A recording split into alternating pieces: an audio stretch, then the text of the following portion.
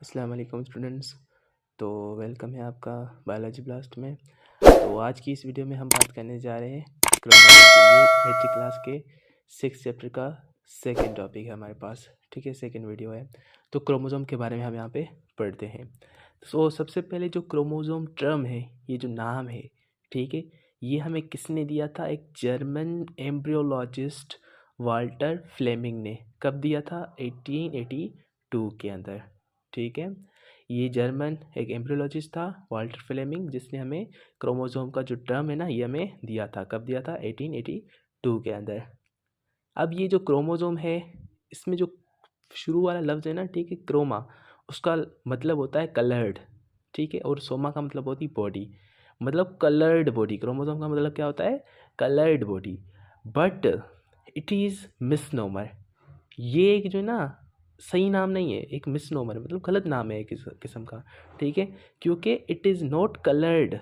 Okay, क्योंकि chromosome coloured नहीं होता, क्रोमोसोम का कोई भी कलर नहीं होता, ठीक है। ये बाद में डिस्कवर किया गया था, इसमें कुछ कलरिंग वगैरह इस्तेमाल की गई थी, इस वजह से इसको क्रोमोसोम का नाम दिया गया था। मगर लेटर इसको डिस्कवर किया गया था कि क्रोमोसोम का कोई भी कलर नहीं होता, ठीक है।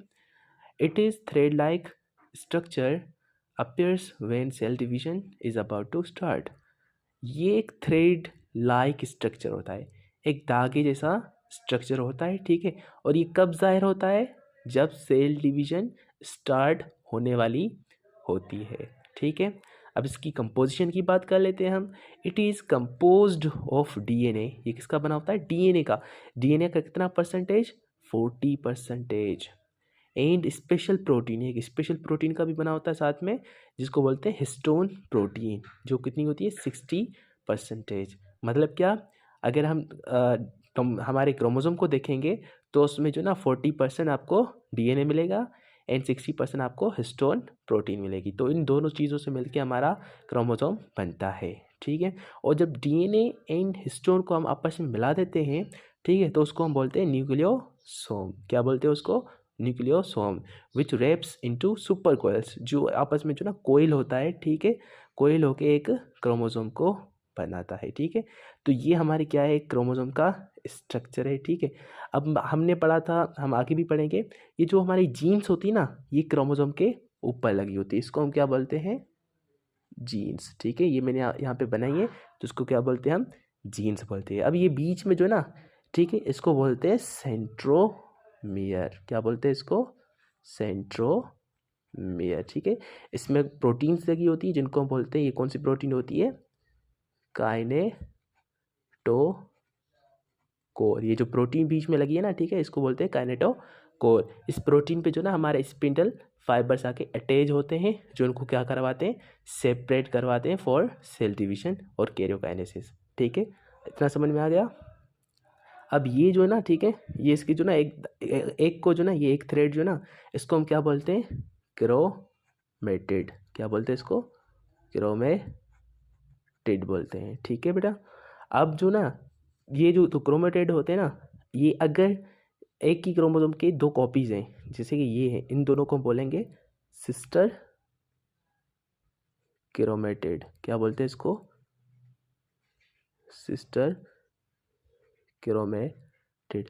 अब आपने देखा होगा कि हमने जो ना, कभी सेल को डॉटर सेल बोल रहे हैं, अगर कोई सेल डिवीजन के दौरान जो सेल बनते हैं ना, उनको हम डॉटर सेल बोलते हैं, ठीक है। या हम जो जिससे बनते हैं उसको मदर सेल बोलते हैं। यहाँ पे सिस्टर मतलब क्या? ब्रदर कहाँ गया, फादर कहाँ गया, सन कहाँ गया? हम इनका नाम क्यों नहीं यूज़ करते? क्योंकि हमें पता है कि फीमेल्स ही जो ना क्या करती हैं, have the ability to create anything, मतलब किसी को पैदा करने की जो सलाहियत होती है ना, वो फीमेल्स के पास होती है। तो इस वजह से हम सिस्टर, डॉटर एंड मदर का नाम इस्तेमाल करते हैं। आई होप आपको ये बात समझ में आ गई होगी, ठीक है, आप कंफ्यूज आप नहीं हो गए। ओके, तो ये क्या है हमारे पास? बेसिक स्ट्रक्चर ऑफ क्रोमोसोम है। अब यहाँ पे हमारे पास दूसरी दो पॉइंट्स बची हैं यहाँ पे, ठीक है, वो भी हम डिस्कस कर लेते हैं।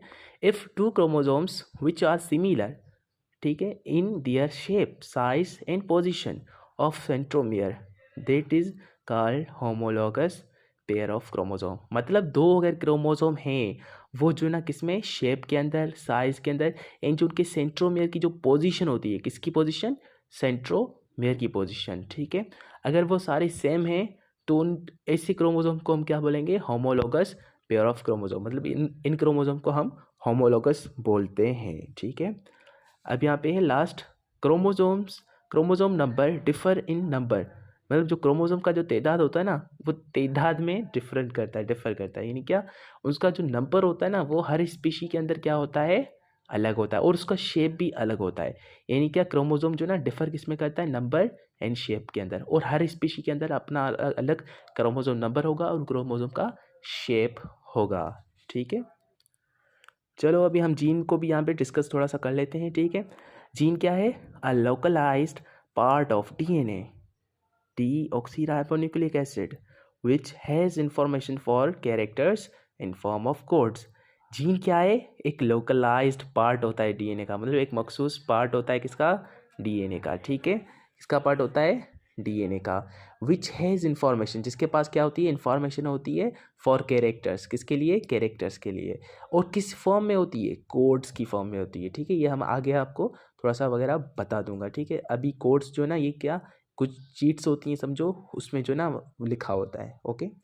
Jeans are present in chromosome, ये जीन्स कहाँ पे होती हैं, क्रोमोसोम के अंदर होती है, पहले मैंने आपको बताया, ठीक है। और ये जो जीन की पोजीशन जो होती है ना, जहाँ पे ये प्रेजेंट होती है, उसको हम बोलते हैं लोकस, जो हमने पहली वीडियो में हमने पढ़ा है, ठीक है। अगर ज़्यादा है तो लोका है, ठीक है।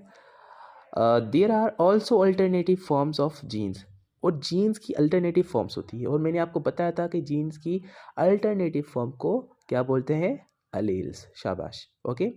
दे मे हैव 300 अलील्स, एक जीन के पास उसकी अलील्स कितनी हो सकती है, अल्टरनेटिव फॉर्म्स कितनी हो सकती हैं, 300, ठीक है। अब डिप्लॉइड सेल जो होता है ना, डिप्लॉइड सेल की जो जीन्स होती हैं, उनके पास मैक्सिमम 2 अलील्स हो सकती हैं, ठीक है। एक कहाँ से आएगी, फादर से, एक कहाँ से आएगी, मदर से, ठीक है। और जो हेप्लॉइड सेल होता है, हेप्लॉइड सेल क्या होता है, जिसका जो ना क्रोमोसोम नंबर हाफ होता है, okay. Haploid have only 1 allele, haploid के पास कितनी अलील होती है, एक ही होती है, फॉर पर्टिकुलर जीन, एक जीन की एक अलील होगी, ठीक है। तो ये बेटा किसके बारे में, हमारा जीन के बारे में है, ओके। और आज हमने जो ना किसके बारे में पढ़ा है, क्रोमोसोम एंड जीन के बारे में पढ़ा है।